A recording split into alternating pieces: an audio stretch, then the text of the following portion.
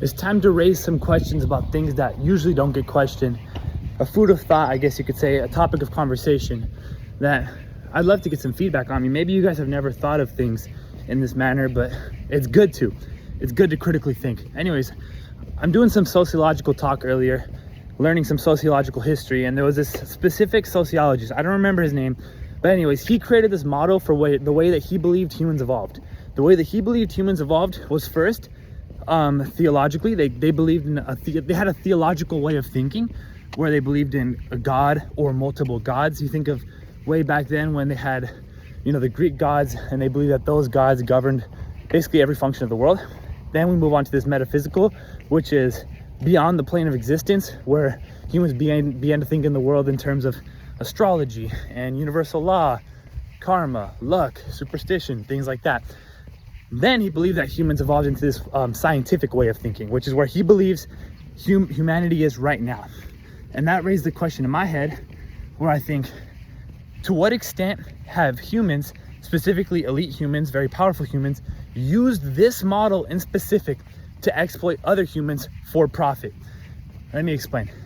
I believe that science can be a very, very amazing tool. For example, an example that we can all understand, which is the physical exercise, right? I use a lot of scientific ways of thinking in my exercise, in my programs, in my diet, and deloading and stuff like that.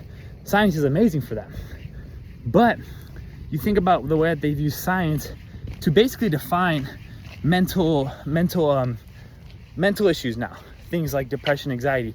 For example, the way that I think of it, the one that is most obvious to me is the way that they define depression or anxiety. Specifically depression, they say it's a hormone balance, which it absolutely is. But then they use this idea of it being a hormone balance that you need medication immediately. The second that you have this hormone balance, science says you need a medication to regulate this hormone balance. Okay, boom, they're making profit off of that, the antidepressants, right? This is the pharmaceutical industry. Then, oftentimes, when people take antidepressants, oftentimes studies show that they don't just, it doesn't just snap their fingers and they're all good now. The pill works. Oftentimes that leads to more symptoms, whether that be where they can't control cravings, right? So then all of a sudden they're over consuming in these foods. Boom. Oftentimes it's processed food as well. Boom. There you go. That industry makes a lot more money. Or you feel symptoms of you're overly lazy. You don't feel sick besides this depression. You're staying at home, you're staying in bed, you're consuming their television, their Netflix, their HBO Max, their news, whatever it may be. Boom, more profit for them. So to what extent do we believe in the science that they're presenting to us? And to what extent do we question these things? To what extent do we lean on the theological way of thinking? To what extent do we lean on the metaphysical way of thinking? Because I think of myself as much more, and in terms of the way I navigate my way through life, I think of myself much more as a theological and a metaphysical thinker, opposed to science when it comes to navigating my way through life.